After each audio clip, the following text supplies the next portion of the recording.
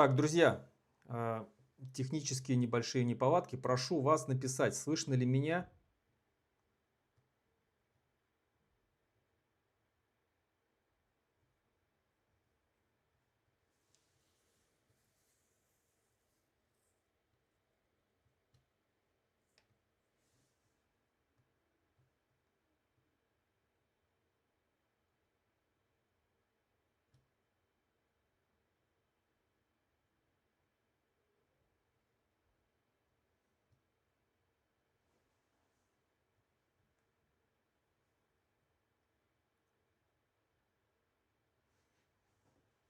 Так, я вижу, что меня слышно, все хорошо, да?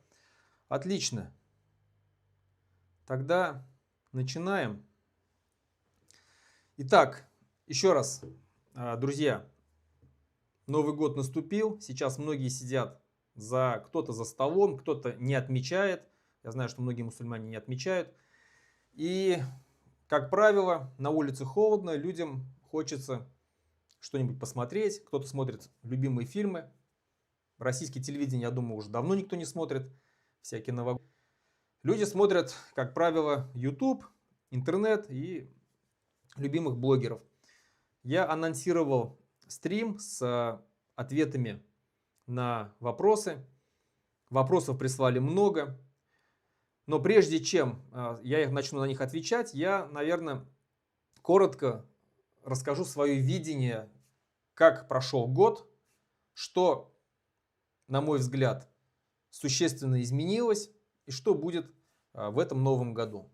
На мой взгляд, первая половина 2025 года прошла, ну, скажем, без изменений для России. Была война, соответственно, было напряжение общества, но экономика держалась. Но я считаю, что во второй половине 2025 года все очень сильно пошло под откос. Даже мы помним, когда проходил Санкт-Петербургский экономический форум, там даже уже начинали жаловаться топ-менеджеры различные, руководители крупных корпораций, начали жаловаться о том, что с экономикой все плохо. И с того момента все пошло все сильнее и сильнее. Санкции вводились, мы помним, достаточно существенные. Цена на нефть сбавилась. Если перейти на наш Башкортостан, то мы видим, что к концу года бюджет был принят с существенным дефицитом, денег нету, выплаты отменили контрактникам, существенные выплаты отменили, сбавили, точнее, не отменили, а сбавили очень сильно.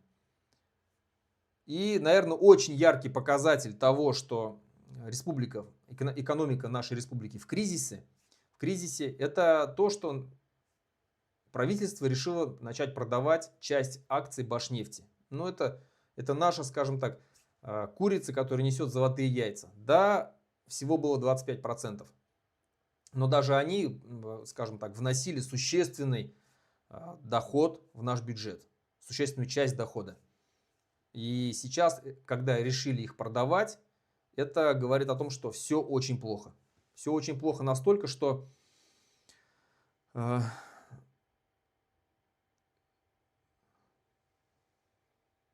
так, пишут, что звук пропал. Звук есть? Так, ребята, не вводите в заблуждение, пожалуйста. Есть звук?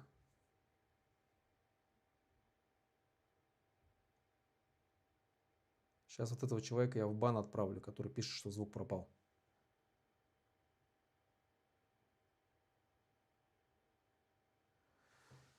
Напишите, пожалуйста, есть звук?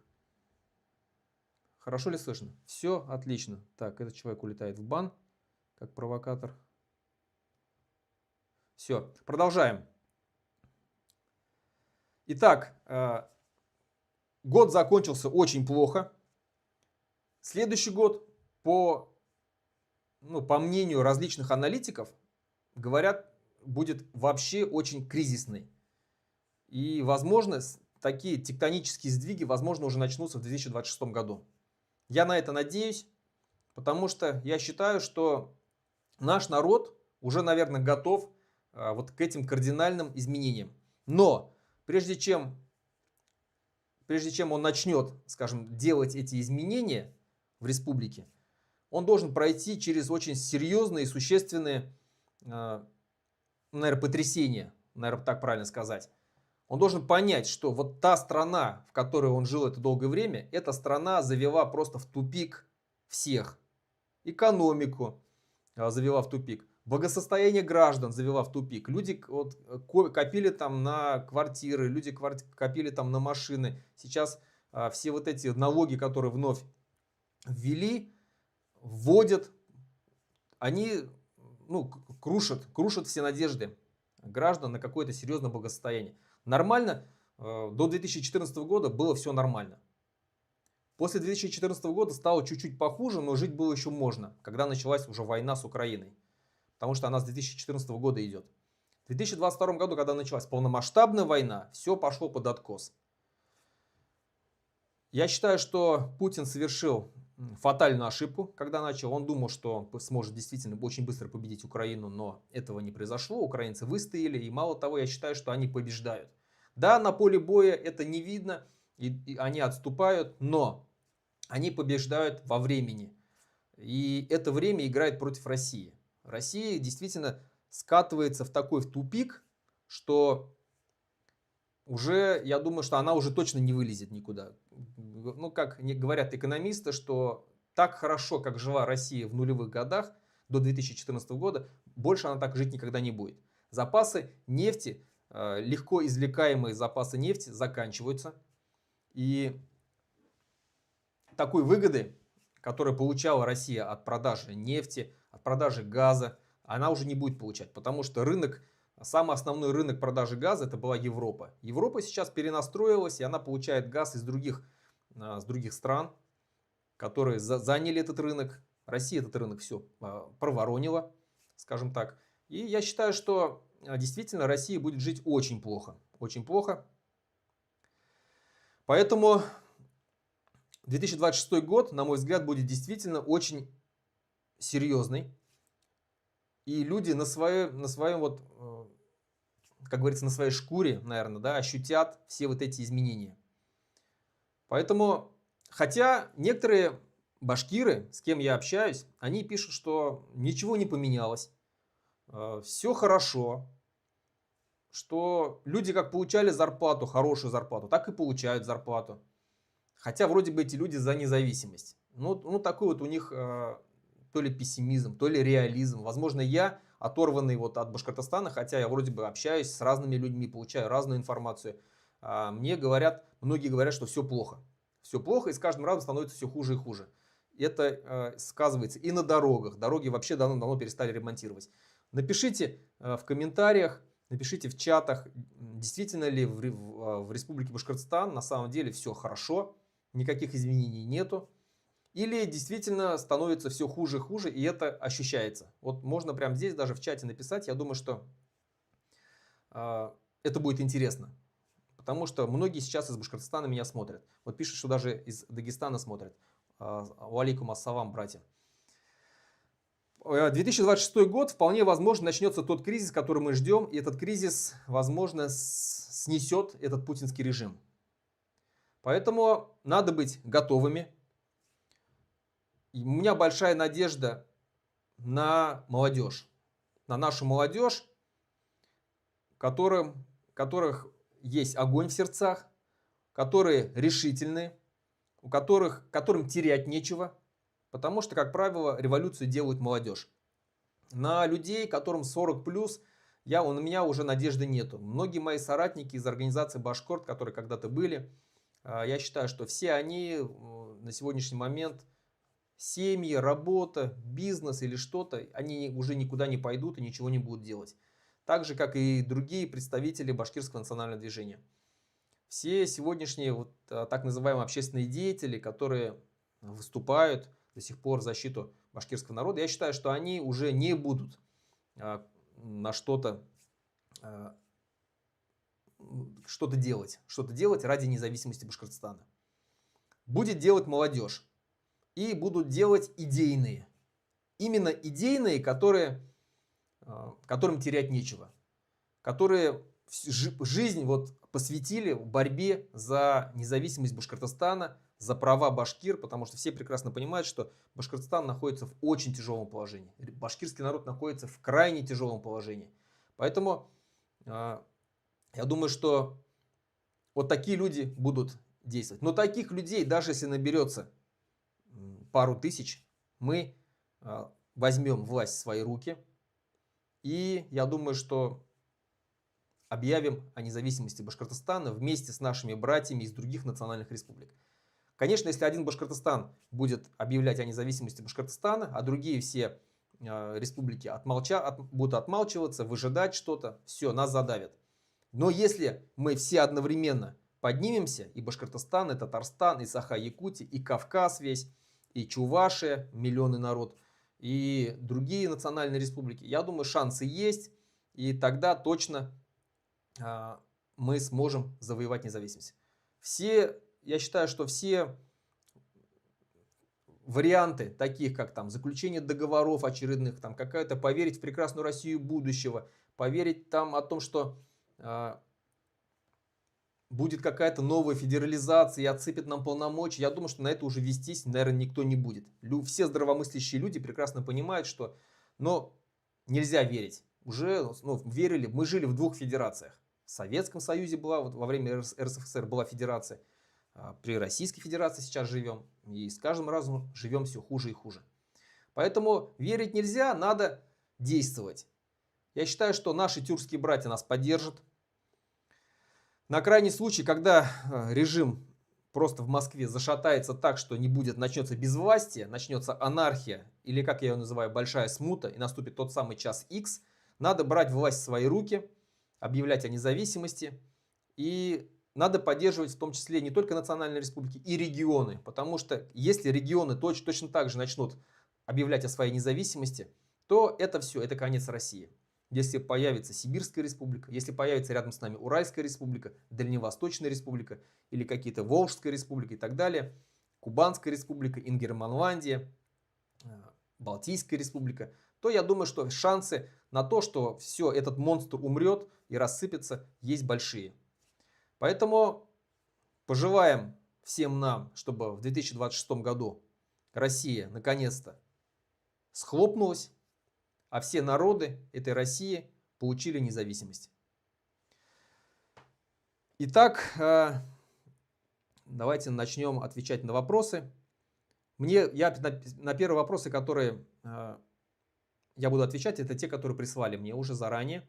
Потом перейду в чат, если хватит времени. Итак, первый вопрос. Руслан Ага. Вот вам вопросы. Как вы думаете, в независимом Башкортостане будет ли Казахстан одним из ключевых векторов внешней политики башкирского государства?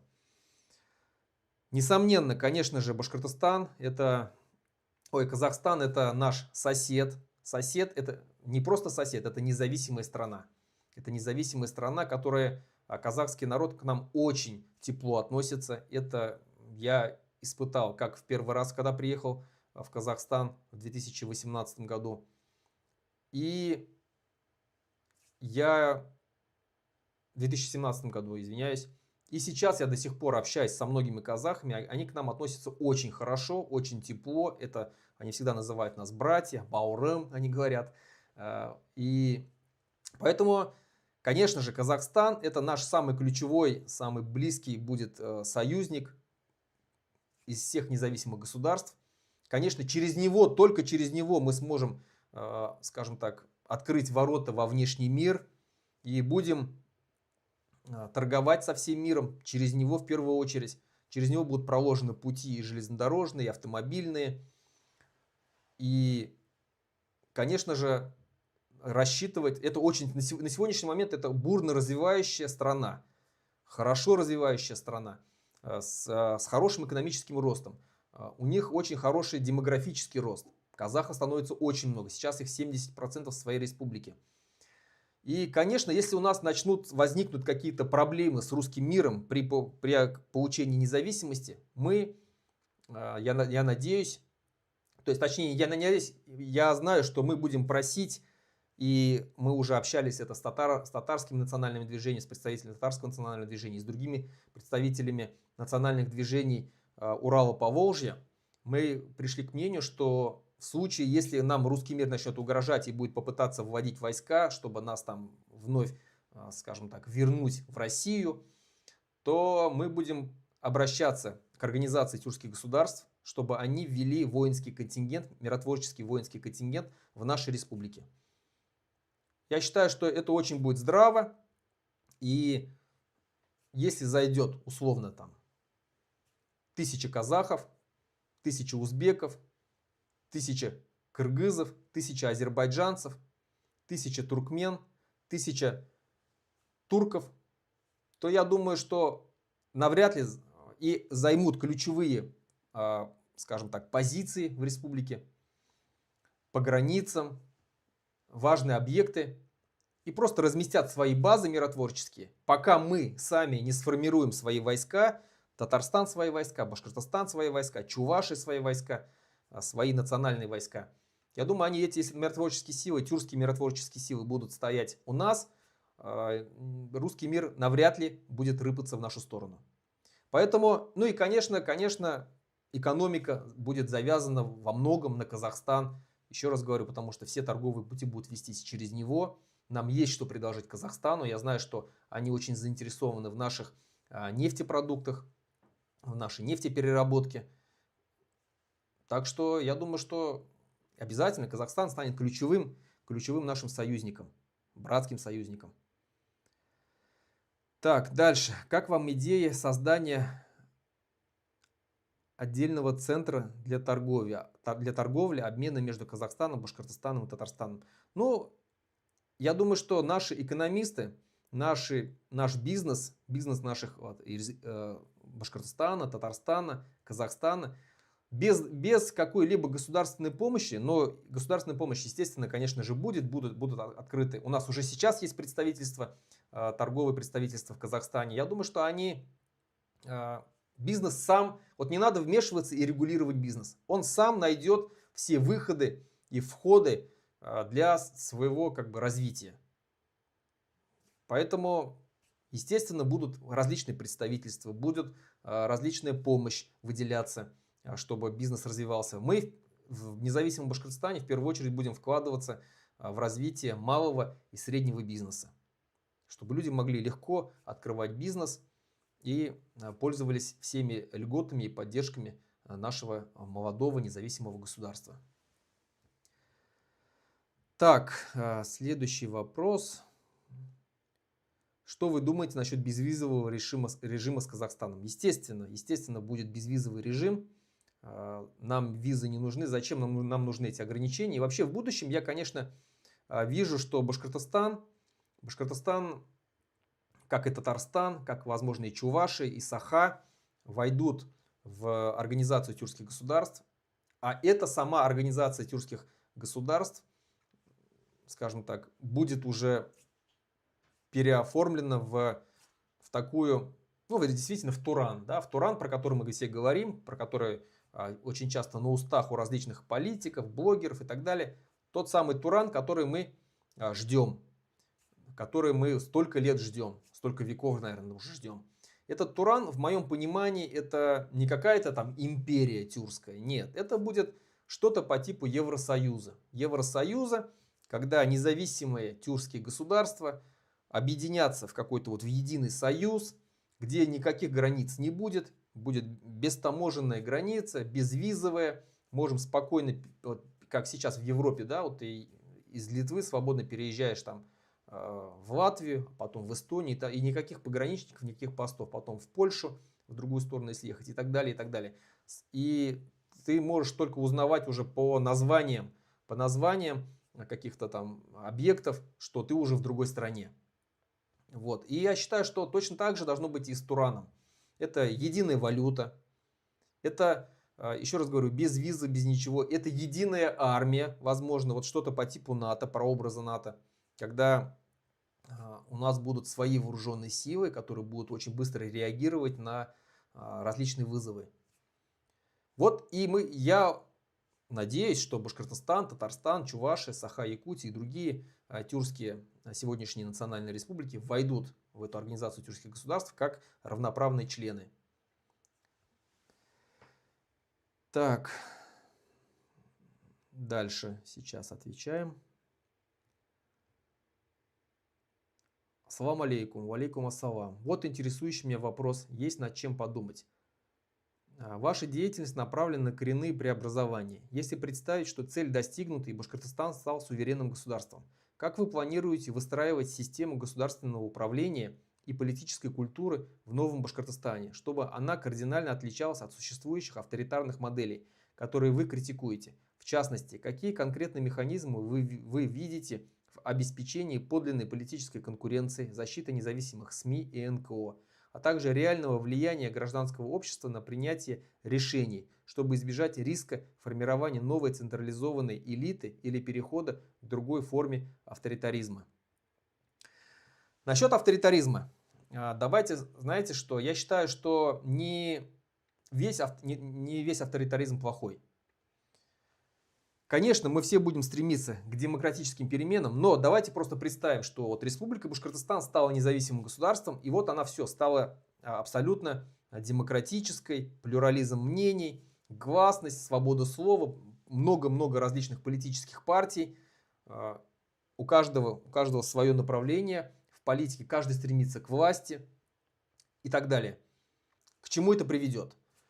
Мы можем отталкиваться вот от тех, скажем, государств, которые 35 лет назад были бывшими колониями СССР, то есть бывшие союзные республики, союзные государства, которые сейчас стали независимыми государствами. Ну, Казахстан, Узбекистан тот же самый, там Кыргызстан, Литва, Латвия, Эстония и так далее. Литва, Латвия, Эстония, она вошла в Евросоюз. В Евросоюзе очень строгие правила, очень строгие законы, что ты должен соблюдать демократические все принципы. И, конечно, соответственно, ты не можешь устанавливать какой-то авторитарный режим. Тебя просто Евросоюз не примет. Но когда ты входишь в Евросоюз, у тебя получается зонтик всего Евросоюза. Они за тебя как бы уже заступаются в случае чего. Помогают тебе экономически и так далее. У других стран этого не было. И каждый шел своим путем. Теперь давайте сравним. Вот берем Украину. В Украине не было никакого... Тоже была демократия. Демократия, я считаю, что там достаточно сильная была демократия. Постоянно было много различных партий, независимые СМИ и так далее. Все это привело к чему? К гражданской войне, к войне с Россией, к различным... к Майдану и так далее. Почему это произошло так? Потому что была очень сильная пятая колонна. Пятая колонна из русских, у которых были свои политические партии, у которых были достаточно сильные политические партии, у которых была поддержка в регионах, где было очень много русскоязычных. Ну, восток Украины, который вот сейчас как раз весь в огне. И пользуясь вот этой вот демократией, пользуясь вот этой гласностью, они свободно выбирались в депутаты, образовывали политические партии. Эти политические партии занимали лидирующие позиции, навязывали свою политику для страны. Мало того, в итоге вытащили президентом своего представителя Януковича. Вот что такое демократия, когда государство молодое, неокрепшее, и у которых очень много врагов. Как вы считаете, Башкортостан, когда станет независимым государством, это будет сильное государство, вот устоявшееся? Нет, это будет очень молодое государство, которое никогда не знало до этого независимости, никогда не знало до этого настоящей демократии. И представим, что мы откроем возможность для всех устроить политические партии с любой, скажем так, тематикой, да, политической, которую они будут продвигать в массы.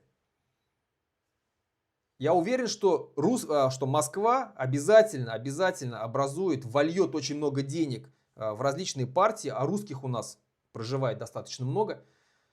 И эти партии начнут качать нашу республику так, что все очень легко может посыпаться. Поэтому я считаю, что в первое время, чтобы государство устоялось, должна быть должен быть легкий авторитаризм с элементами демократии. Казахстан. Берем Казахстан.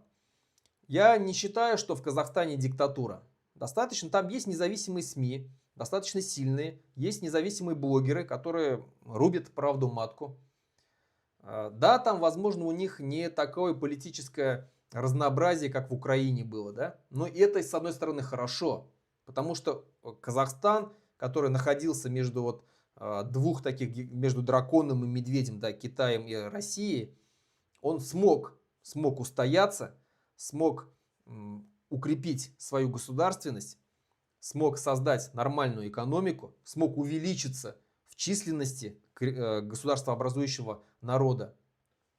И сейчас это все, это государство достаточно сильное. Вот то же самое необходимо и Башкортостану. Конечно, никто не говорит о том, что будут ущемляться права там, татар, русских, чуваш и так далее. Нет. Как по нашему проекту мы говорили, в каждом компактно проживающем районе Республики Башкортостан, где проживают компактно татары, русские, чуваши, марийцы или другие народы, у них будет школьное образование, детские сады на родном языке. Местное телевидение на родном языке. Даже документооборот будет на родном языке. Внутренний документооборот имеется в виду. Ну, какие-то там внутренние приказы, указы, там сельсовета по населенным пунктам. Все это будет на родных языках. Но единственный государственный язык будет башкирский. И пока мы не укрепим государство, Республика Башкортостан, никакого, я думаю, что вот той демократии, про которую вот нам говорят, и которая сейчас есть в европейских странах, я думаю, что пока не будет. Нужно как минимум лет 10, чтобы государство устоялось. Государство устоялось, укрепились институты. Мы проведем люстрацию за это время, накажем всех преступников, которые до этого убивали наших людей, сажали наших людей, уничтожали экономику нашей республики, воровали, грабили, расхищали. Конечно, нужно будет провести люстрацию, нужно будет очиститься от всего вот этого швака. И только после этого можно будет постепенно переходить в демократию. Да, есть опасность скатиться в диктатуру. Есть такая опасность. Но большая опасность, что мы скатимся в анархию в первые же годы. Просто республика не устоит. У нас слишком многонациональная республика. 3 крупных народа, у каждого народа есть свои интересы. Конечно же, мы понимаем, татарская общественность, конечно, будет ориентироваться на Казань. Казань будет их поддерживать в каких-то своих вопросах. Русская общественность будет ориентироваться на Москву. Москва будет их поддерживать. Если будет рядом Уральская республика, она будет точно так же там пытаться иметь свои интересы через русских Башкортостана. У башкир свои интересы. Поэтому, чтобы консолидировать весь многонациональный народ Республики Башкортостан, в первую очередь нужна будет твердая рука. Достаточно, я не говорю, что прям жесткая рука, которая будет там сажать всех подряд. Нет.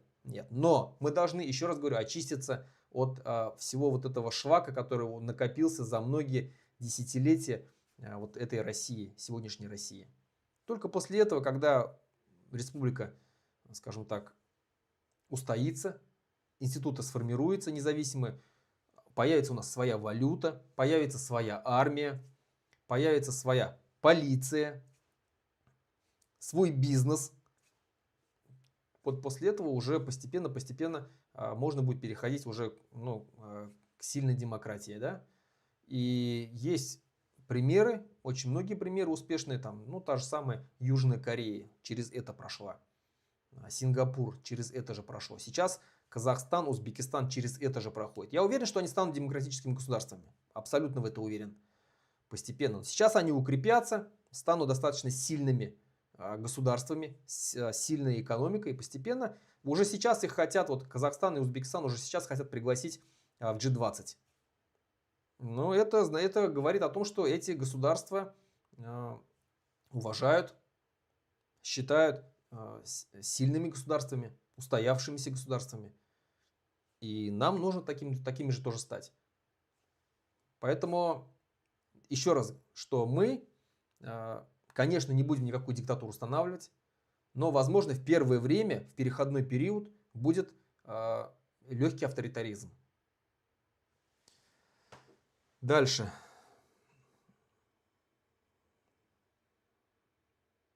Ассаламу алейкум, алейкум ассалам. Как вы относитесь? Вот вы очень торопитесь перейти на латиницу, хотя эксперты говорят, что такой скорый переход нанесет больший вред языку. Готовы ли вы также быстро отказаться от праздников, навязанных русскими, в том числе от Нового года? Хороший вопрос. Итак, по Новому году сперва. По нашему проекту мы видим, что и считаем, что Республика Башкортостан будет светским государством. Религия будет отделена от власти и от государства. И Новый год останется, наверное, сперва как праздник. Это будет запрос общества. Если сейчас всех лишить Нового года, я думаю, что люди точно не обрадуются этому. Новый год – это не такой страшный праздник. Я как мусульманин, конечно, я не верю ни в какие там чудеса новогодние, каких-то там Дед Морозов и так далее, и так далее. Для меня это просто переход, один год заканчивается и начинается другой, Новый год. Все, ни больше, ни меньше. И многие точно так же отмечают окончание старого года, переход на Новый год, без каких-либо чудес. Вот. И я считаю, что сегодня в Европе, допустим, главный праздник – это Рождество. Новый год – это второстепенный праздник, хотя 1 января выходной день. Много в каких европейских государствах. То есть они спокойно отмечают Новый год, старый год заканчивается, переходит на Новый год, все, один день отдыхает и дальше работа. Никаких там 10-дневных, как в России, каникул, такого нету. Что касается перехода на латиницу. Переход на латиницу, конечно же, будет. Конечно, я согласен с тем, что нельзя сразу переходить. Нельзя сразу переходить, потому что и так башкиры очень слабо владеют своим башкирским языком. Молодежь практически сейчас не владеет башкирским языком. И поэтому сразу переходить на латиницу нельзя. Это будет коллапс, наверное. Коллапс для вообще всего государства. Сперва нужно, на мой взгляд, воспитать одно поколение башкироязычных людей, которые, чтобы они не просто умели говорить на башкирском языке на бытовом уровне, а чтобы они спокойно могли объяснить там какие-то экономические программы на башкирском языке, медицинские какие-то программы. Свободно могли бы там на башкирском языке дать заключение медицинское, чтобы астронавты, юристы могли объяснить, астронавты могли объяснить строение космоса на башкирском языке, чтобы юристы могли вести делопроизводство в судах на башкирском языке.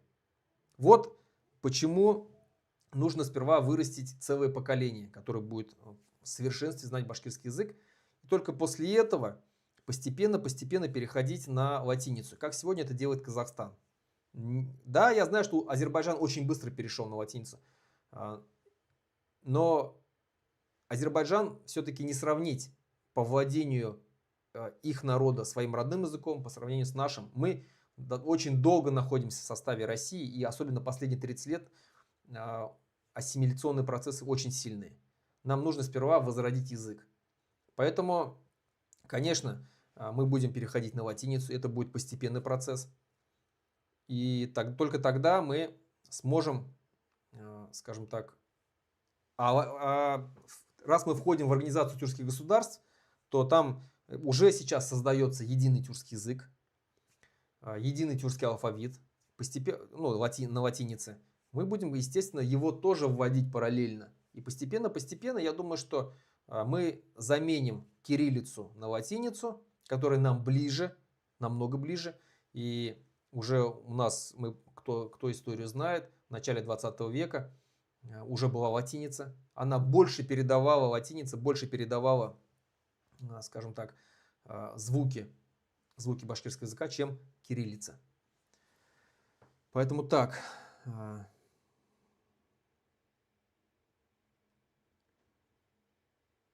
Кстати, вот он здесь написал, сам ответил же на этот вопрос, который задал мне насчет латиницы. Я хочу вам зачитать этот ответ его.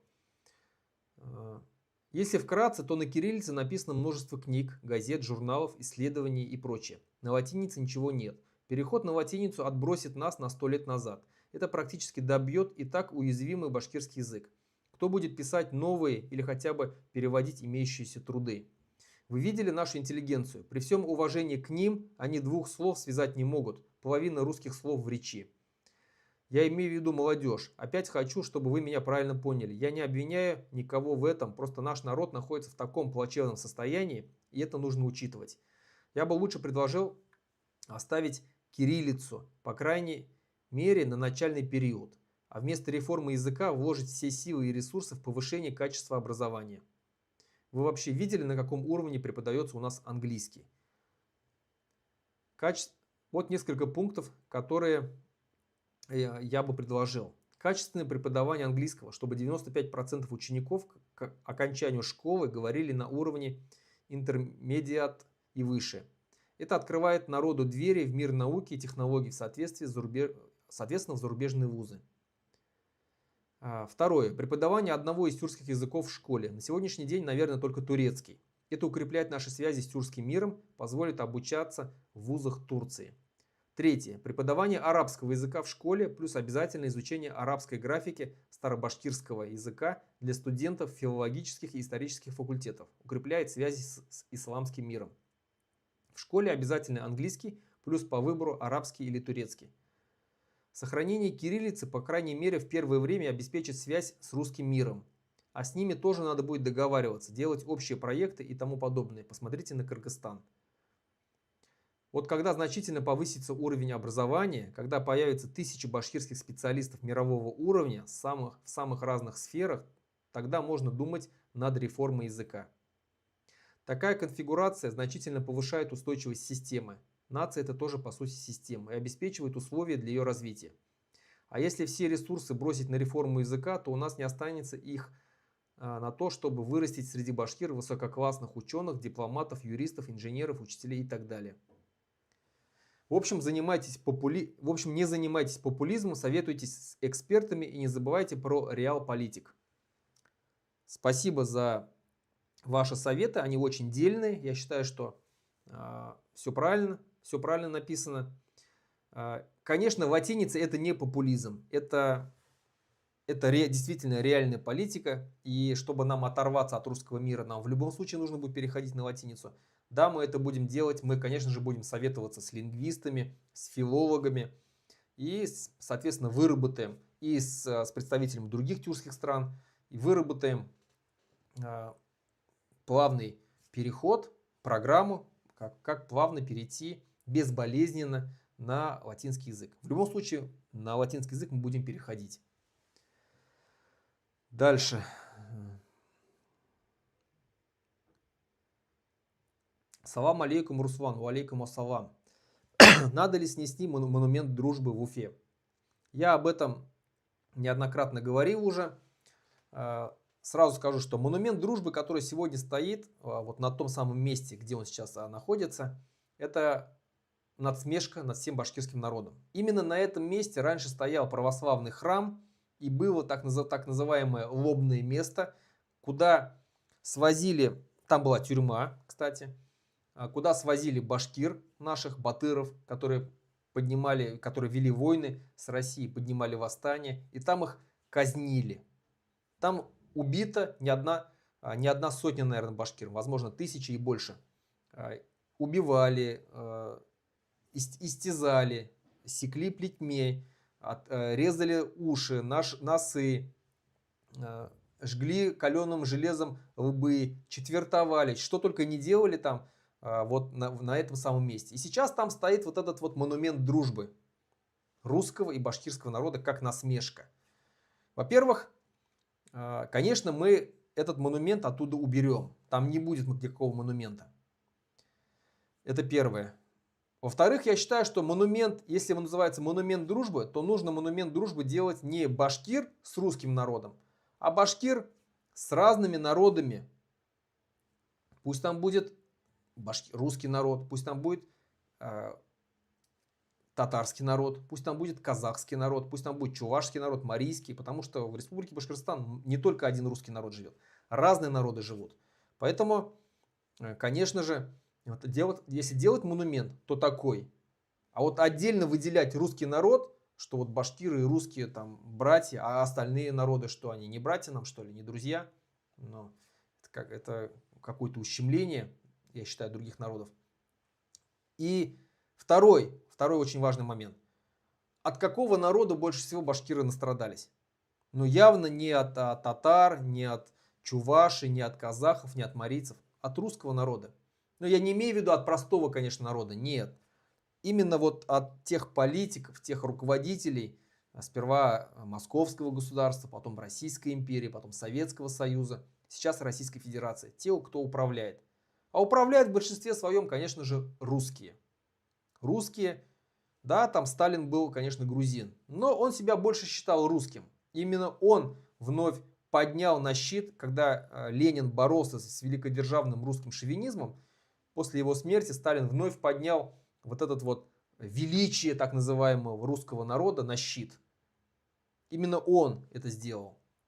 Поэтому я считаю, что монумент, естественно, мы снесем оттуда, уберем. Возможно, не будем уничтожать, и как исторический памятник будет стоять в каком-нибудь парке. Но я думаю, что мы добавим туда не просто там дружбу башкир с русскими, но дружбу башкир и с другими народами. Поэтому только так. Дальше.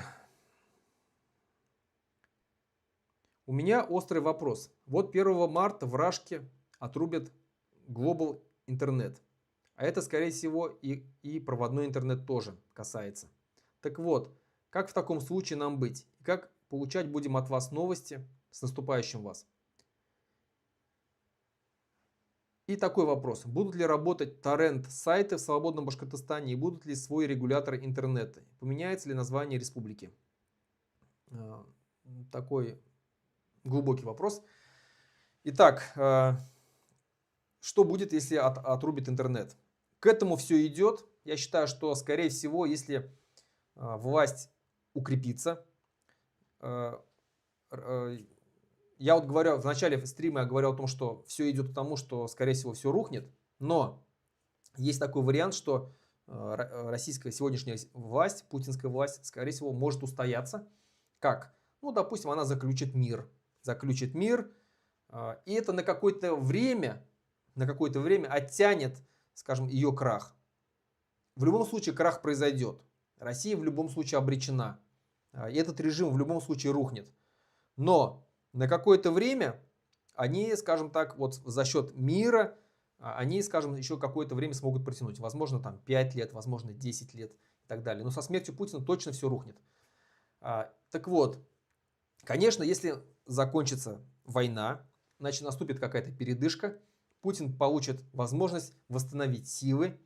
Он, конечно же, восстановит в первую очередь будет восстанавливать вооружение, армию, которая сейчас потрепана в этих боях, чтобы вновь дальше напасть.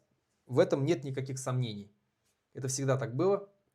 Даже вот последний пример с чеченскими войнами показал, что первую чеченскую войну они проиграли. Кстати, сегодня очередная дата момента вторжения российских войск в Ичкерию, в свободную независимую Ичкерию, где они получили хороших люлей от чеченских батыров, от чеченских героев.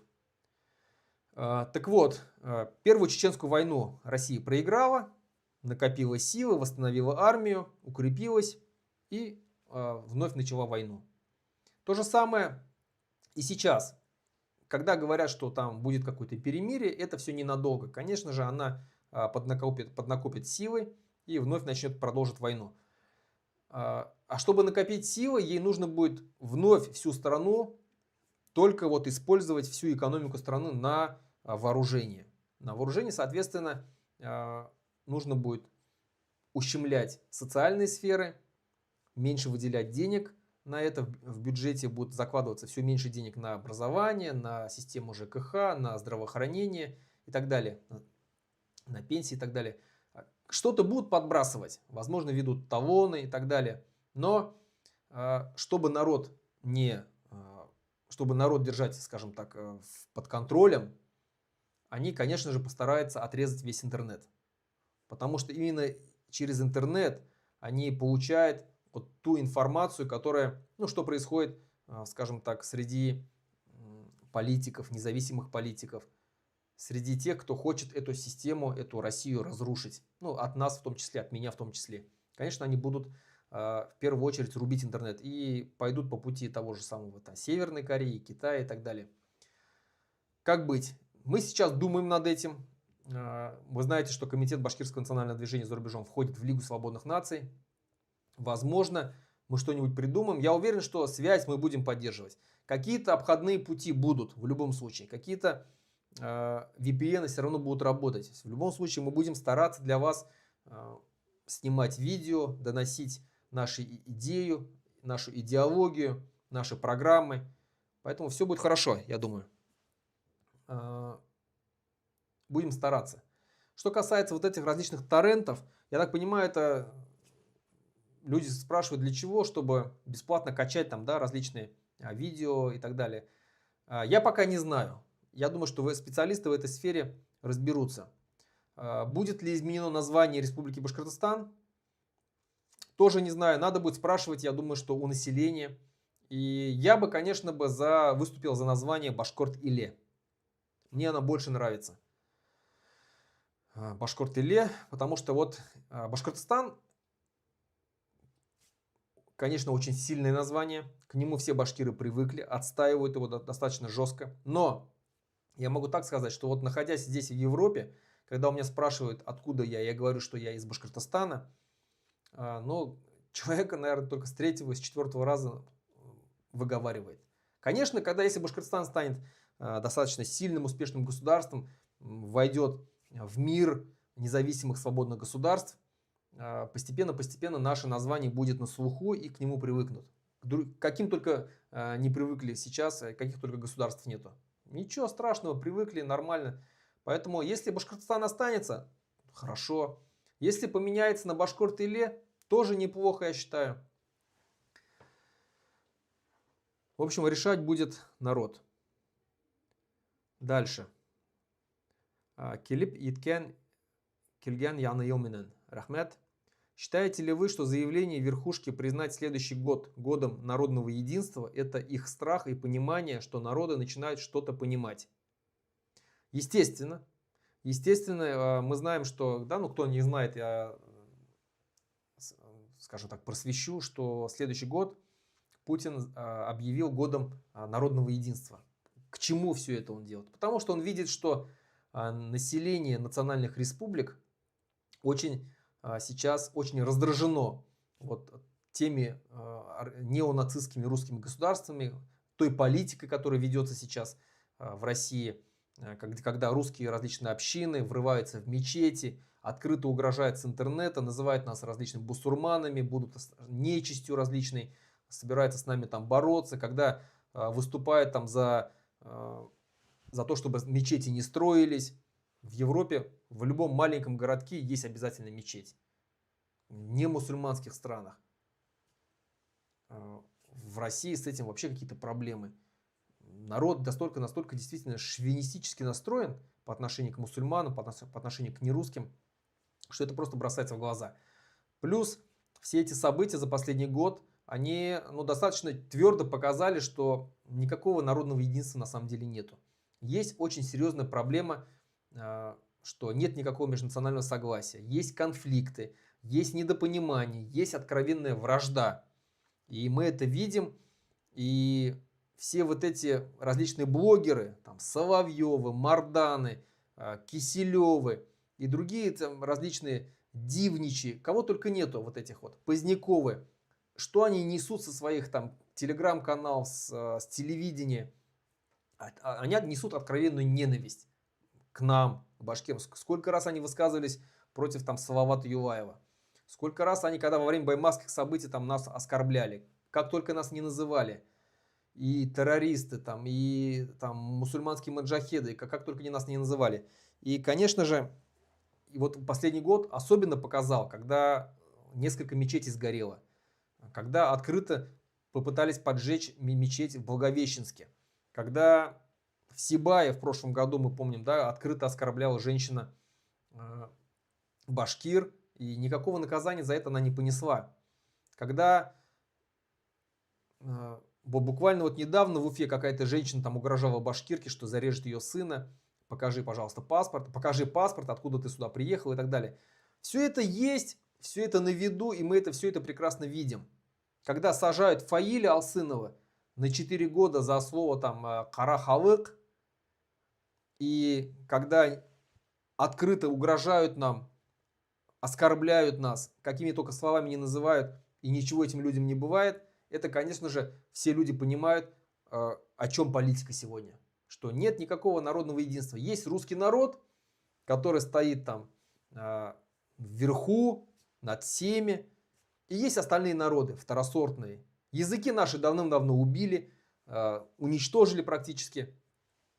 Русский язык включили даже в Конституцию как государствообразующий.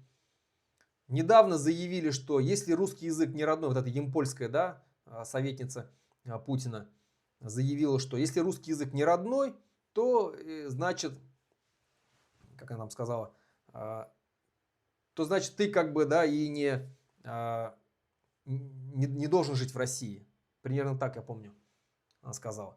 То есть это навязывается. В школах включают шамана. Вот был скандал буквально там на башкирском форуме Асылташ. На Асылташ, когда заставляли петь башкир песню «Я русский». И были возмущения. Это же все накапливается. Это все накапливается. И это все рано или поздно должно было рвануть.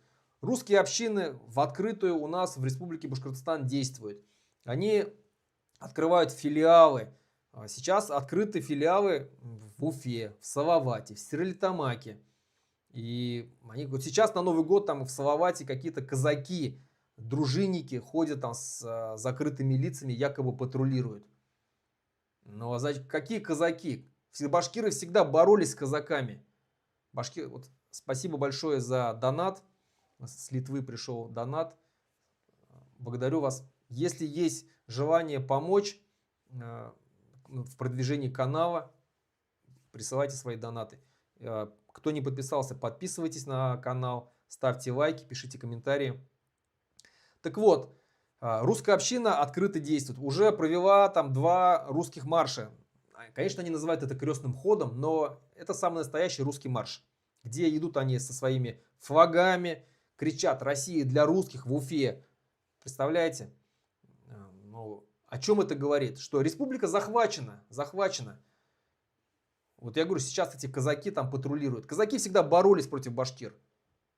Всегда подавляли наши восстания башкирские. И сейчас вот они тут ходят и как бы, да, что-то там регулируют. Поэтому, и это не только в одном Башкортостане, это везде так. Весь Кавказ гудит. И в Саха-Якутии то же самое, в Татарстане то же самое, в других регионах то же самое. Вот эти вот неонацистские организации, они просто уже оборзели, обнаглели до такой степени, надоели всем. Уже людей начали убивать. Мы помним, да, там был случай в Ленинградской области, по-моему. И все это, конечно же, руководство страны это видит. И они пытаются как-то вот сейчас вбухают деньги в так называемые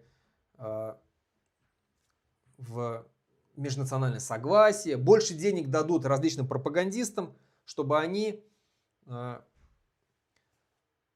снимали фильмы, чтобы они там больше блогеров было, писались различные статьи и так далее.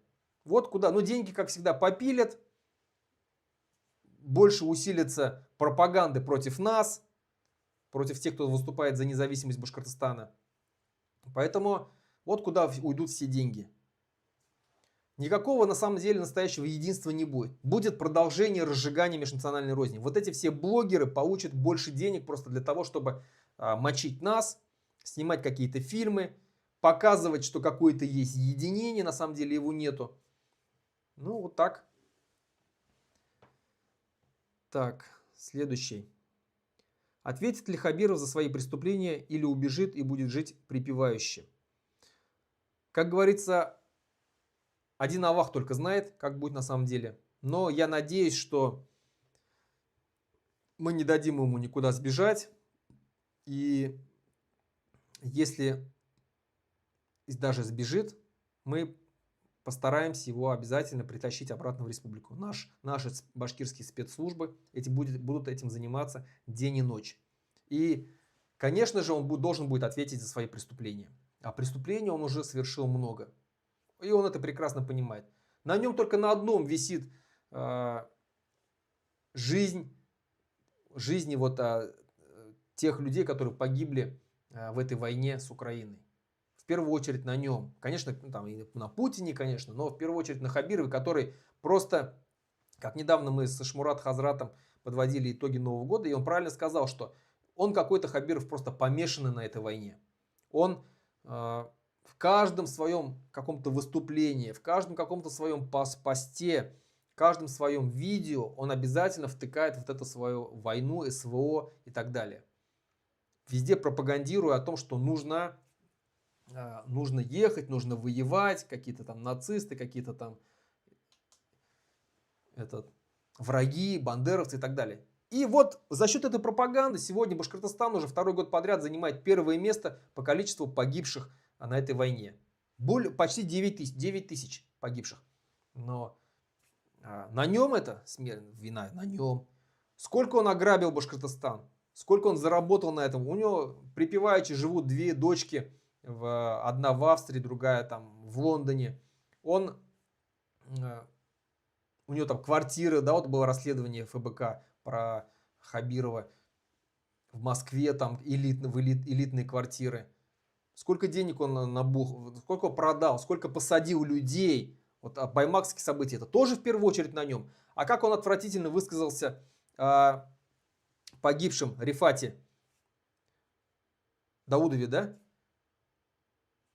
Просто отвратительно, когда он сказал, что этот там был наркоманом, когда отказался почтить минуты молчания, когда Риф Габитов, уважаемый аксакал башкирский, предложил. Что он сказал? Ваше предложение отвратительное, этот человек был наркоманом, что он там, нету ни одного доказательства, что его убили, избиений, никаких следов нету, хотя независимая экспертиза прекрасно подтвердила, что его и действительно избили до такой степени, что он просто умер от этих побоев. И вот нагло есть видео, где вот этот Хабиров говорит, ну вот за это он должен, конечно же, ответить. Конечно, не только он, и его ближайшее окружение за это должно ответить. Как будет отвечать? Ну, я думаю, что так как мы будем правовое государство, будем стараться, скажем так, ну, я думаю, что у нас будет римское право тоже, и смертной казни, наверное, я думаю, что не будет, но пожизненно точно получит. И будет он где-нибудь в Белорецком районе на каменоломнях работать до конца своей жизни. Вот так. А если попытается сбежать, найдем везде и привезем. Как думаете, с чего вообще начнутся поголовные желания развала России? В первую очередь, я уверен, что с экономики. С экономики, когда действительно начнутся большие задержки в зарплате, перестанут выплачивать задержкой начнут выплачивать зарплаты, когда зарплаты существенно снизятся. Сейчас вот большой кризис в нефтяной отрасли, а у нас много башкир работает на северах, в нефтяной сфере. И я слышал, что там очень большие проблемы у них. Когда в магазинах, когда ведут карточки, талоны различные, а это скоро, возможно, скорее всего, начнется. Вот тогда, когда запрет за запретом, сейчас запрет за запретом идет. Госдума вот это вот, как его называют, бешеный принтер, да, штампует и штампует всякие законы, запреты. Вот подобные, когда уже вот невозможно будет вздохнуть, и будет это просто вот государство, где за любой взгляд тебя могут посадить. Когда уже есть нечего будет на человеку, нечего будет платить кредиты, банки начнут с них выкачивать деньги. Вот тогда я думаю, что рано или поздно рухнет. Потому что не только тяжело будет простому народу, тяжело будет и бизнесу, которого сейчас у бизнеса отжимают мы знаем, приближенные олигархи путинские отжимают бизнес. На многих заводят уголовные дела на бизнесменов, сажают их, просто отнимают бизнес. И рано или поздно это рванет. Все начнется с экономики. Так. Какого процента башкир хватит для отделения? Да даже сейчас какой есть процент башкир, этого хватит для отделения. Потому что главное же, что не весь, чтобы башкирский народ поддержал. Нужна, скажем так, нужен маленький процент, но решительных, идейных людей, которые готовы идти до конца. Вот когда такой процент есть, любую революцию, любой переворот можно совершить. Я думаю, что такой процент у нас есть. Нужно будет только дождаться удобного момента, и я думаю, что все начнется. Я уверен, что нас поддержат не только башкиры, также будут и татары, также будут и русские. Так, дальше. Здравствуйте, поздравляю вас, ваших сподвижников, вашу семью с Новым годом. Всего вам хорошего в вашем движении. Вот здесь написали Вашилов. Номер телефона +7 925 204 05 20, +7 917 383 54 60, ник Змей Горыныч. Это модератор Башкирия онлайн. Фамилия Чувашов. +7 925 204 05 20, ник ДМБ. Пономарев. +7 996 418 65, ник Алексей. Это некоторые товарищи из канала Башкирия онлайн, из телеграм-канала. Все они являются участниками уфимской общины, которая возникла после разлада в русской общине. Они активно пишут в чате данного канала, оскорбляют башкир, банят всех, кто им пытается отвечать что-то. Что вы думаете об уфимской общине, как с ними бороться, если они захватывают чаты и манипулируют общественным мнением всякого рода выбросом и так далее, вбросами и так далее. Но, конечно, мы все этих людей собираем данные о них, и когда придет время, конечно же, они все ответят. Все ответят, если не успеют, конечно, сбежать. Но мы надеемся, что не успеют сбежать. Вот. Как бороться с русской общиной? Пока на данный момент никак. Как вы видите, вот еще раз говорю, что вот это государство, вот это правительство сегодня, которое захватило власть в стране, чекистское правительство, они крышуют русскую общину, они ее спонсируют, они ее помогают. И им выгодно, чтобы такие русские общины были. Чем отличается, была организация Башкорт, национальное государство, национальная организация, которая защищала права и интересы башкирского народа. Она проводила различные конкурсы, различные мероприятия, спортивные мероприятия, проводила митинги и пикеты. Она не ходила с какими-то рейдами там, по кафешкам, по церквям, не врывалась туда, не выискивая там лиц славянской национальности. Нет, это была нормальная организация, но ее запретили, потому что она национальная, якобы экстремистская и так далее. Сегодня русская община свободно действует, угрожает, нападает на наших людей, на нерусских людей. Но она свободно действует. И поэтому мы сейчас фиксируем все их преступления. И, конечно, когда придет время, они за все ответят. За все ответят, все ответят. Как когда-то украинцы поставили беркутовцев на колени на сцене, и они просили прощения. То же самое. Всех поставим на колени, будут просить прощения. А потом всех под суд. Так. 2 вопроса для стрима. Как избежать скатывания в ура-патриотизм и обезьянничества в национальных вопросах? Я очень желаю независимости и процветания Башкортостана, но никак не могу поддержать немотивированной неприязни к другим народам, включая русских. И совсем не понимаю, когда люди ругают нынешнюю Россию за отношение к нерусским народам, ругают за дело. И одновременно радуются видеоролику, где в Казахстане задирают человека просто за то, что он русский. Это уже дикость. Абсолютно согласен. Еще раз говорю, что русский народ нам не враг. Русский народ точно так же э, эксплуатируется, точно так же ущемлен во всех правах, как и все другие народы. Единственная проблема русского народа в том, что вот он, находясь в точно таком же положении, что и другие народы, но, правда, положение языка у него намного лучше, положение культуры у него намного лучше, ничего русскому языку не угрожает.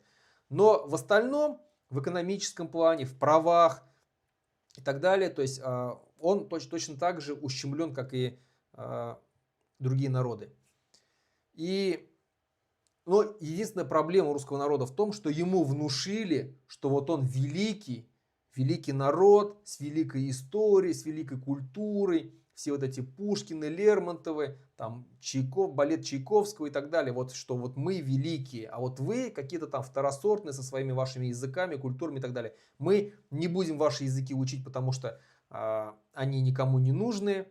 Вот это вот у них есть, вот этот шовинизм у них сидит. Это был, скажем, он накачан был, русский народ, этим шовинизмом в течение многих-многих десятилетий. Это накачивалось. Мы помним, при Советском Союзе это было. И русские раздали клички каждому народу. Там и мамбетами называли, там чурки, авояры, там хачи, ары и так далее. Как только не называли, да? Вот. Русские же всех называли. Вот эта проблема есть. И я считаю, что русский народ нужно будет очень долго, наверное, он очень долго будет выбираться из этого шовинизма.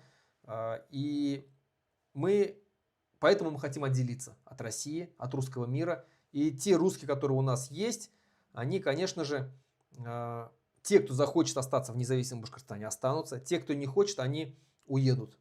Уедут из нашей республики. Те, кто будет пытаться как-то у нас подорвать нашу государственность, бороться против нашей независимости, конечно же, они будут арестованы и понесут наказание. Я против того, чтобы вот огульно, скажем, весь русский народ там объявлять врагом, что как-то его оскорблять и так далее. Нет. Мало того, в нашем комитете есть русские, которые точно так же желают независимости Башкортостана. Есть татары. Поэтому не все русские плохие. Много русских хороших. Я сам вырос в русском селе. У меня 2 лучших друга русские, с которыми мы в детстве росли, общались и так далее. Поэтому я уверен, что хочет русский народ? Он хочет жить хорошо. Посмотрите, пожалуйста, когда началась война, куда русские побежали в первую очередь? В Казахстан, в Грузию, в Армению, в Кыргызстан, в Узбекистан. Почему? Потому что там русские живут нормально. Живут в независимых странах, где государственные языки этих народов, коренных народов, казахский, в Казахстане, в Узбекистане узбекский, в Кыргызстане кыргызский, в Грузии грузинский, армянский и так далее. Но все равно побежали туда. Все равно побежали туда, потому что они понимают, что там намного спокойнее и лучше, чем в России. И это то же самое, когда мы станем независимым государством, а вот русский мир, вот пусть останется там вот в русском государстве, какое-то там образуется русское государство на своих исконных землях, там условно в Центральном федеральном округе там, или Золотое кольцо, образуется русское государство, пусть, пожалуйста, там хоть что делают, там апартеид устраивают, там какие-то русские марши, пусть что хотят делать. И я уверен, что в такое государство нормальные русские из нашего Башкортостана точно не поедут. Они останутся, если вот у них останется весь этот шовинизм великодержавный, туда не поедут русские из Башкортостана. Они останутся в нашем Башкортостане, потому что я уверен, что Башкортостан очень быстро станет процветающим, успешным государством. У нас все для этого есть. У нас хорошая экономика развитая, ну и промышленность я имею в виду. Хорошая промышленность, сельское хозяйство достаточно сильное. У нас много природных ресурсов. У нас географическое положение очень удобное. Поэтому я уверен, что все у нас будет хорошо.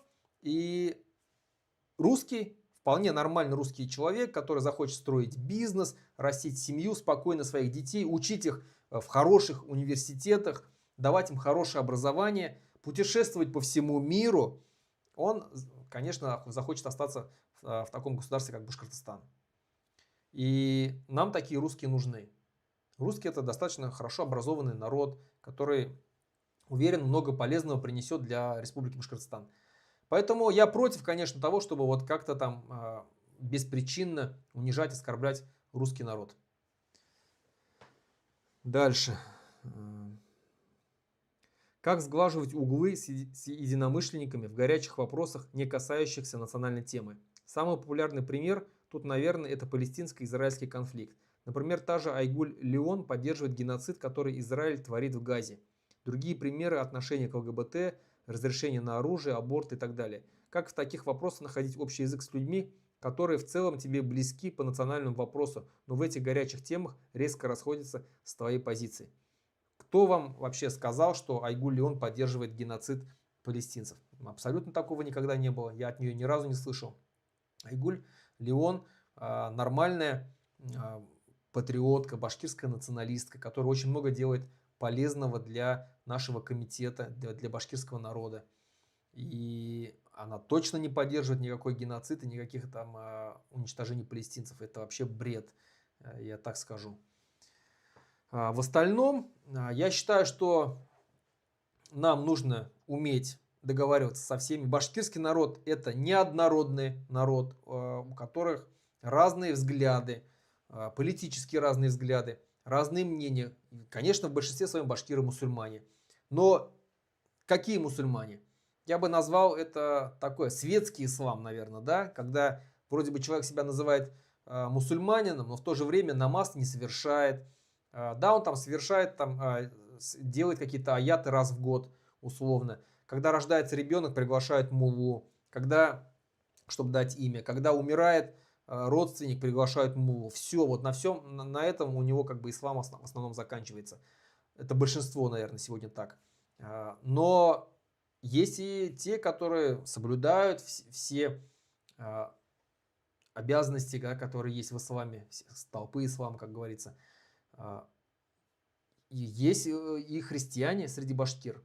Есть много атеистов, которые не верят вообще ни в какую религию. И разные политические взгляды. Кто-то поддерживает ЛГБТ, кто-то не поддерживает ЛГБТ, кто-то там за Израиль. Я знаю, что есть башкиры. Я вот общаюсь там с сибайским одним парнем. Он Израиль поддерживает вот в этом конфликте. У нас в комитете была девушка, которая прям просто топила за Израиль. И говорила там, давайте сделаем заявление в поддержку Израиля. Я высказался против, потому что я говорю так, что нам в этот конфликт не надо влезать. Я, конечно, на стороне палестинцев. Люди воюют, борются за свою независимость. Но от того, что мы влезем в этот конфликт там, открыто там, и заявим, что мы на этой позиции, там, поддержим это, мы не приблизимся к независимости. У нас свои проблемы. Нам в первую очередь самим надо стать независимым государством. И когда кто-то говорит, вот почему вы не влезаете, почему вы там не поддерживаете палестинцев, и вот прям открыто нужно прям мочить Израиль и так далее, я против этого. Я считаю, что нам нужно сосредоточиться на своих проблемах в первую очередь. Помимо палестинцев есть многие народы мусульманские, которые страдают сейчас, ну, те же самые уйгуры, однако никто почему-то не поднимает эти вопросы. Миллионы людей сидят в концлагерях. Миллионы. Вы знаете, что во многих уйгурских семьях китайцы специально их подселяют в эти семьи, чтобы они следили за людьми. Им запрещают читать Коран, им запрещают держать уразу. Много каких вот есть ограничений у уйгур, но об этом же никто не говорит. Потому что палестинцы, да, сейчас это очень такой громкий, кровавый конфликт, да, я понимаю. Поэтому, еще раз говорю, мы сосредоточены на том, чтобы сперва обрести независимость. Вот когда мы станем независимым государством, получим место в ООН, сможем голосовать за те или иные резолюции ООН, сможем доносить свою позицию по тем или иным вопросам. Вот тогда мы действительно будем говорить свое веское слово. Пока мы ничего не можем, мы никто. Мало того, мы сами порабощенный народ, которых убивают, уничтожают, сажают и так далее. Идет геноцид башкирского народа. Нас бы кто-нибудь защитил бы. Вот и все. Так, дальше. Так, 3 очень важных вопроса для стрима. Как вы можете знать, очень много башкир проживает в соседней Челябинской области, что-то около 160-180 тысяч. Башкиры занимают второе место населения после русских. Это около 5% от общего числа. То есть это огромный контингент. Также много башкир в Ханты-Мансийском автономном округе на севере, около 50 тысяч. И в Оренбургской области тоже около 50 тысяч. Три области уже набирается почти 300 тысяч. Башкир, проживающих вне республики. Это мы не берем еще другие районы, где также проживают башкиры. Наверное, другие области он имел в виду. Но мы взяли места, где их проживает больше всего. Из этого следует вопрос, захочет ли многочисленное башкирское население в будущем переехать в республику, так как это помогло бы прибавить в численности. 300 тысяч – это очень значительная часть, которая помогла бы сравняться с русскими по населению. Но и все же на своей родине комфортнее, роднее и будет больше возможностей для реализации, и той части населения, которая не владеет башкирским языком, будет легче его выучить и адаптироваться. Очень важный вопрос. Я считаю, что, конечно, как только независимость Башкортостана объявят, самой главной, важной проблемой будет это, во-первых, репатриация многих башкир из других регионов. Потому что я уверен, что сейчас проживает какая-то часть башкир в той же самой, вот как назвали, в Ханты-Мансийском автономном округе, в Самарской области, в Саратовской области. Да, они там проживают многие на своих коренных землях, на исторических землях. Но я вас уверяю, что они там сейчас уже практически все ассимилированы. Пройдет еще 20-30 лет, и там башкир не останется. Ассимиляционные процессы в сегодняшнее время, в век глобализации, идут очень быстро. И, конечно же, надо им предложить переехать в Республику Башкортостан. С северов, я уверен, вот на северах очень много башкир. В Сургуте живет там, да, я знаю, что там в Нижневартовске много башкир. Вот в Ханты-Мансийском автономном округе, в Тюменской области очень много башкир живет. И, конечно, их тоже надо будет всех приглашать обратно в Республику Башкортостан, чтобы они вернулись. Там сейчас, когда начнется кризис, они многие поедут обратно. Но я считаю, что тех, которые всех мы не переселим, тем более с Челябинской области, всех мы не переселим. Кто захочет приехать, пожалуйста. Но максимум мы можем увеличить цифру на 100 тысяч. Я считаю, что нам в первую очередь нужно, конечно же, увеличивать рождаемость. Рождаемость башкир. Казахи, вот вся Центральная Азия сумела переломить ситуацию, и буквально за 30 лет они увеличились вдвое. Если мы активно будем пропагандировать многодетные семьи, будем поддерживать многодетные семьи, финансово поддерживать, материально там какие-то участки давать, помогать со строительством и так далее. Потому что, как правило, в квартирах люди, очень мало заводят детей. В своих домах очень много детей заводят. И сейчас башкиры, конечно же, по республике занимают первое место по количеству многодетных семей. Пока еще у нас есть запал, но, к сожалению, так как мы находимся в этом русском мире, и этот русский мир влияет на нас, и культурно влияет, и наша рождаемость падает. И нам что может поднять нашу рождаемость? Только независимость. Это будет рывок, знаете, рывок в свободу. И многие башкиры, я уверен, если мы начнем успешно развиваться, будут заводить много детей.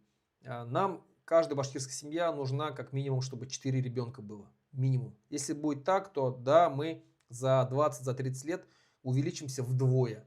И уже у нас будет что-то около 3 миллионов. Уже хорошо будет. Вообще, до 2100 года, то есть через 65 лет, было бы хорошо довести численность башкир до 10 миллионов. Я просто реально смотрю на жизнь. Уверен, что это очень сложная задача, но надо за это бороться, за то, чтобы башкир было больше. Прилагать все усилия для этого. Это очень большая, очень сильная задача для независимого Башкортостана, для правительства. Только те государства, которые будут жизнеспособны, это те, у которых коренное государствообразующее население будет преобладать там что-то около 70-80%. Вот тогда это государство будет устойчивое национальное государство. Если коренного народа, государство образующего будет все меньше и меньше, но тогда и государство не состоится. Аллах сказал, что если вы забудете Аллаха, то я заменю вас другим народом. Ну, то есть постепенно народы, мы знаем, что многие народы просто исчезли. Просто исчезли. И я не хочу, чтобы башкирский народ исчез. Слава Аллаху, нас не так мало, как многих других народов, как сегодня в Российской Федерации. Ну, допустим, карелов осталось там что-то около 50 тысяч в своей республике. Это, ну, это катастрофа. Смогут ли они возродиться? Ну, я не знаю, это большая проблема, чтобы как-то там достичь того, чтобы стать, хотя бы перевалить за 50%, чтобы там в своей республике Карелия, для Карел это, ну, это, не знаю, фантастический труд нужно приложить. У нас есть такие возможности. У нас сейчас 31%. Когда наступит независимость, я уверен, что многие русские уедут, те, которые будут не согласны с независимостью, соответственно. Часть башкир приедет к нам. И плюс рождаемость, я думаю, что качнется маятник в нашу сторону, и мы очень быстро перевалим за 50%. Ну а там уже, как говорится, в геометрической прогрессии мы начнем расти. Аллах берегай. Так, следующий вопрос. Вопрос второй. Поддержит ли многочисленное татарское население в будущем башкирское население в реализации своих планов? Как мы знаем, татар в республике около миллиона. Но судя по ощущениям, их больше, чем русских, это определенно. Это самая большая диаспора татар в мире, за пределами Татарстана. И для башкир это самый близкий и братский народ. Мы понимаем друг друга без переводчика, наши языки схожи на 97% идентичны. Для башкир это было бы очень важной и нужной поддержкой в лице нашей родной нации. Ну, по татарскому вопросу я снимал видео, где достаточно четко все разложил. Я согласен с тем, что действительно это самый близкий для нас народ. Это наш сосед, в первую очередь. Сосед от Аллаха, как говорится. Нам с ним жить в любом случае. Ну, я имею в виду Татарстан. Татар у нас очень много в республике Башкортостан. И мы действительно разговариваем без переводчика, прекрасно понимаем.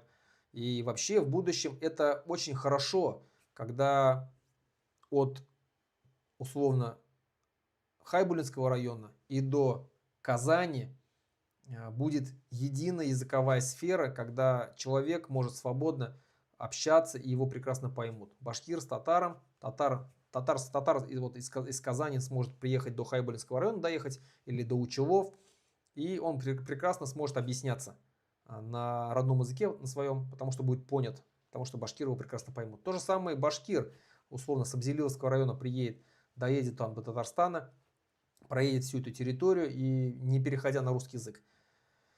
Татары, наш, еще раз говорю, близкий братский народ, которые сейчас находятся в точно таком же положении. Да, у нас были между ними какие-то недопонимания. Возможно, какие-то недопонимания до сих пор остались у горячих голов.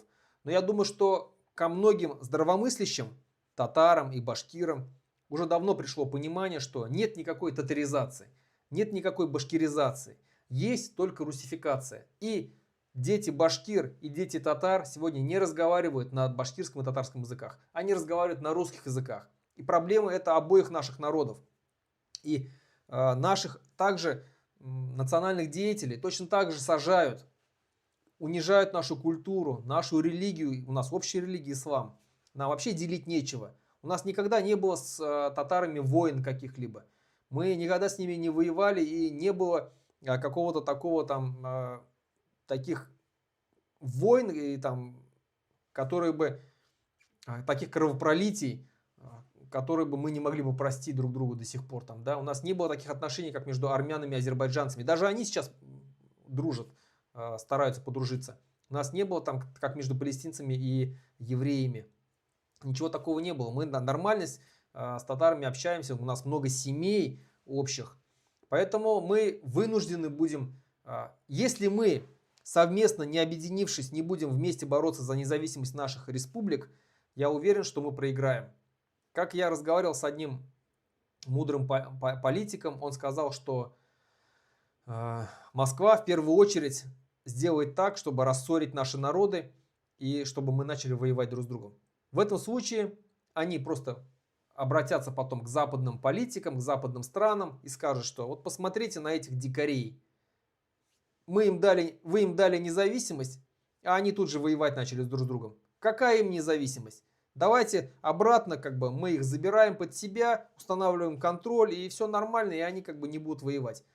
Вот, а они обязательно спровоцируют какой-то конфликт. Возможно, убьют несколько башкир и спишут это на татар. Возможно, убьют несколько татар и спишут это на башкир, чтобы вот что-то такое произошло. Поэтому, конечно, нам нельзя будет поддаваться ни на какую провокацию. Вместе бороться за независимость наших республик. И когда эта независимость будет у нас, всегда мы сможем сесть за стол переговоров, за круглый стол, обсудить наши какие-то там наболевшие вопросы и прийти к единому мнению. Если не сможем сами друг с другом что-то договориться, давайте пригласим там наших братьев, казахов, узбеков, турков, азербайджанцев, которые рядом с нами сядут, разрешат наши вопросы общие, если мы сами не сможем друг с другом. В любом случае, я думаю, что можно будет всегда договориться, и обязательно нам вместе нужно будет бороться за независимость. Объединившись, это очень грозная сила, что-то около 5-6 миллионов тюркского, мусульманского населения, еще плюс чуваши прибавятся, остальные народы Поволжья. Я думаю, что такую силу точно Москва не сможет победить. Если бы в начале 90-х мы поддержали бы Ичкерию, и тогда бы объявили о независимости и Татарстан, и Башкортостан, и пошли бы до конца, я уверен, что сегодня мы жили бы в другой реальности. Москва бы точно не смогла бы, она с Чечней не смогла справиться, проиграла первую чеченскую. А уже что говорить про еще две крупные мусульманские тюркские республики. Поэтому залог успеха, залог будущей нашей независимости только в наших объединенных общих усилиях. Так. И третий вопрос, последний, и на этом будем заканчивать. Что делать с нашим манкуртизированным народом, которым промывают мозги 24/7? Ладно, если бы это были только взрослые, но и молодежь не лучше. Также и школьники, и в детских садах одна беда и проблема. Сейчас дошло до того, что они мало того, что не знают своего языка и культуры, но и своих национальных героев. Зато знают, кто такой шаман, и благословляют его и подпевают его песни. Пропаганда, к сожалению, работает очень хорошо. Вы много говорите о том, что у вас вся надежда на молодежь. Но, как мы видим, в последнее время от них, башкирского, к сожалению, ничего не осталось, кроме их имен, внешности и одежды, мерч, национальных героев, таких как Салават Юлаев. Это показывает не только молодые блогеры, которые в последнее время, к сожалению, разочаровали очень, но и остальные молодые ребята. Про взрослое население уже и говорить не приходится. Понятно, что нужно работать, рассказывать, объяснять им все, показывать. Но как будто бы это вообще никак не помогает. Башкиры открыто оскорбляют, угрожают, унижают, оскверняют их национальных героев. По республике ходит толпа в масках, которая кричит «Россия для русских». Заставляют извиняться за щенков. Иногда кажется, что если Урыс прикажет сделать массаж ног башкорту, то этот как миленький сделает, лишь бы Урыс был доволен. Может, конечно, слишком пессимистическое наблюдение, и я утрирую, но такое неприятное чувство никак не покидает. Видно, что это такое наболевшее послание.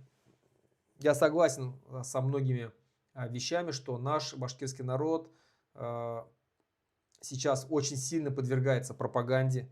Со школ идет эта пропаганда, и многие действительно поддаются этой пропаганде. Мы видим, был момент, когда Бурзян, вроде бы Бурзянский район, такой, как говорят, Түп Башкорт районы, где 99% башкир живет, и даже там бурзянские парни фотографируются с имперским флагом. Да?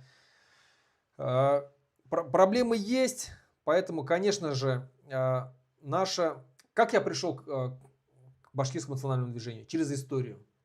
Нужно больше читать, нужно больше анализировать, нужно иметь критическое мышление. И не все башкиры, не вся башкирская молодежь такая. Я уверен, что очень многие башкирская молодежь действительно хотят перемен, и они видят, что ничего хорошего с этой Россией у нас не будет. И поэтому я считаю, что, конечно же, нам надо будет работать с сознанием башкир, объяснять им. Вы должны, многие сегодня, кто там есть, должны работать с молодежью, объяснять им. Вот все изменится тогда, когда у нас появится возможность через государственное телевидение показывать настоящую историю башкирского народа.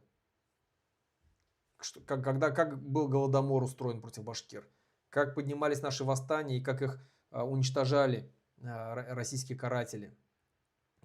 Кто были наши национальные герои, за что они на самом деле боролись, кто такой Заки Валиди, кто такой на самом деле Салават Юлаев. Все это, кто такой Алдар Батыр, Карахакал, Батырша и так далее. Про них, про всех рассказывать. Вот тогда постепенно мы сможем вырастить нормальное поколение. Ну, то же самое было в Казахстане, было то же самое. Русификация была страшная. Я вот напомню, что на момент 1989 года в Алмате существовала всего одна казахская школа в столице тогда.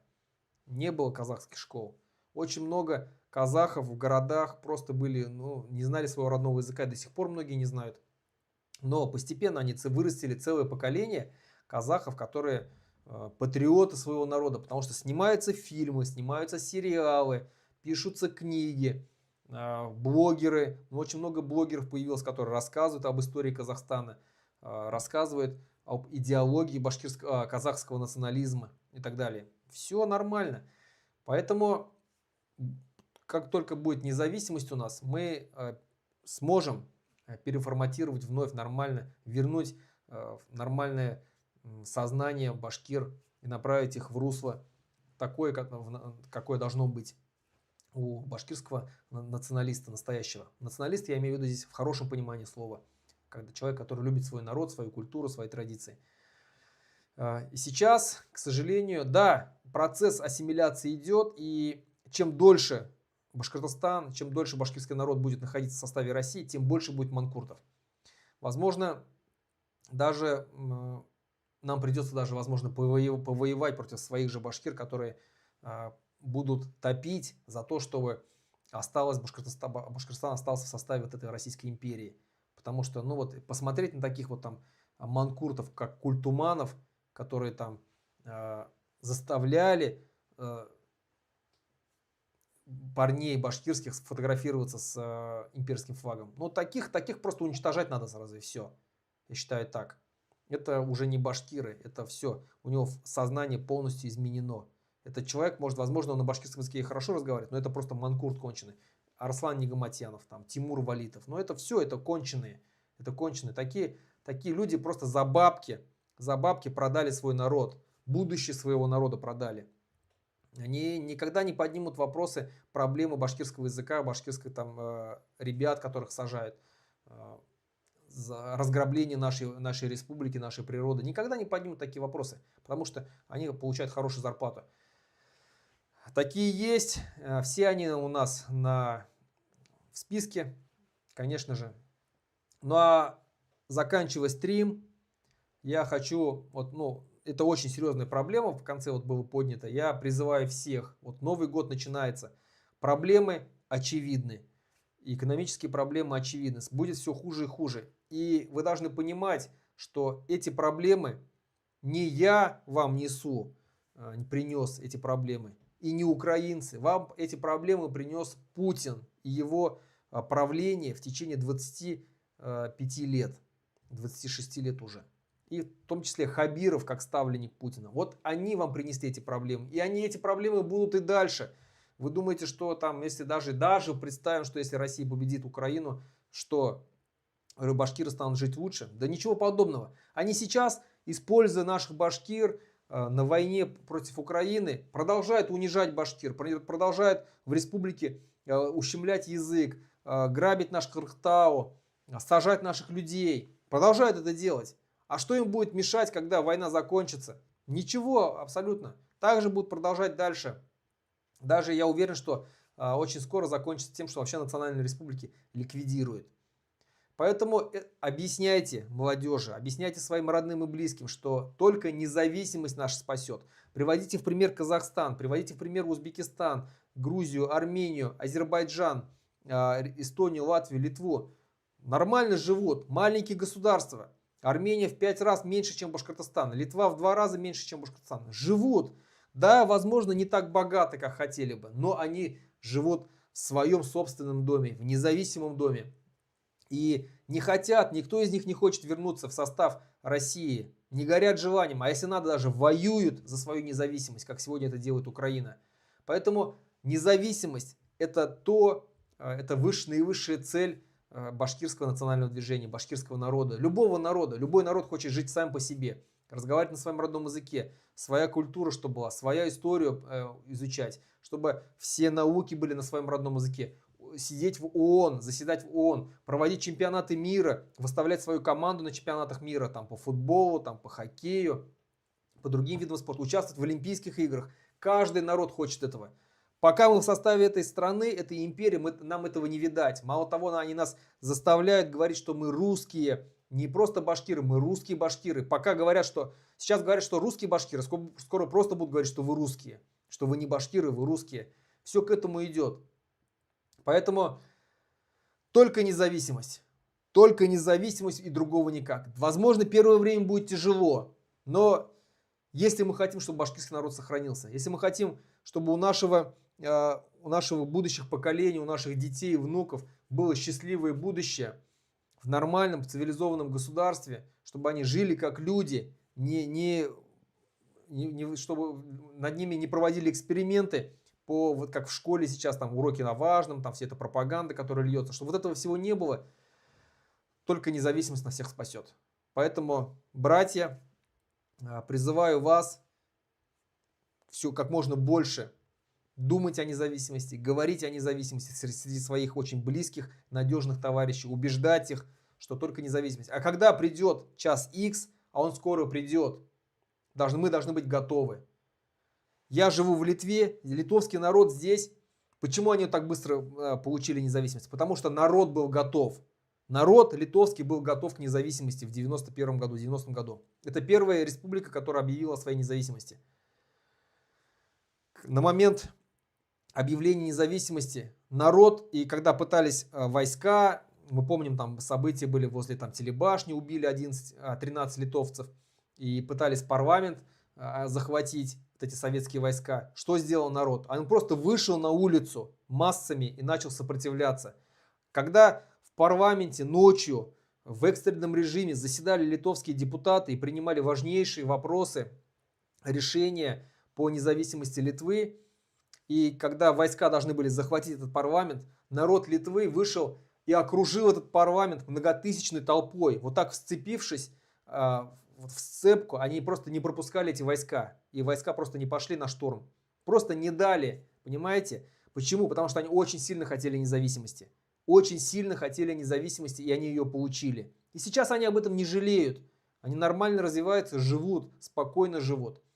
У них все там на литовском языке. Вся культура литовская, свое национальное литовское маленькое государство. Литва в 2,5 раза меньше, чем Башкортостан. Прекрасно живут. И они были готовы к независимости.